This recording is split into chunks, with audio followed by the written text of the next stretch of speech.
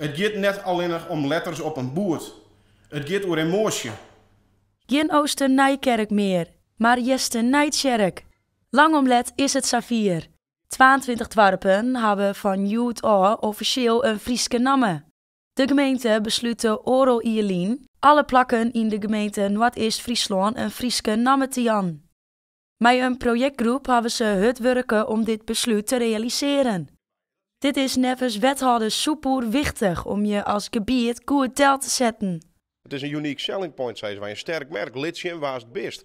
Wees net zo scruut naar die taal, maar lid het zien. En we verrooien net alleen nog het boert, hè. We verrooien echt de namen. Elke niet zeitel jussers die in jussers werden. Elke niet zeitel naar wie die te naar wie werden. Nou, lid we dan net skieterig wezen, of zei ze, nou dan is dat ook de officiële namen. Goed zo. Wij hebben contact met de dwarsbelangen en die hebben we vragen van wat vind je hem ervan. En ze konden ook aan, als ze het net wonen, zei ze maar.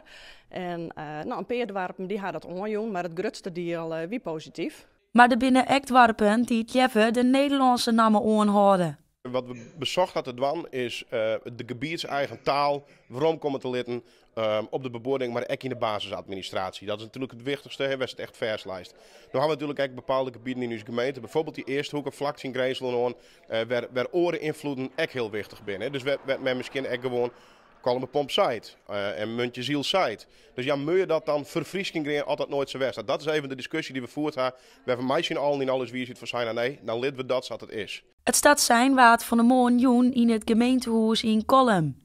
Toch is deze klus net zomerkleer. Daar hebben we een tijd van 4 jaar, in een periode van 4 jaar, met alles kleerwijzen. En het ICT-verhaal, dat is, dat is aan zijn kleer, zeg maar met name de beboording, dat kost het meer tijd.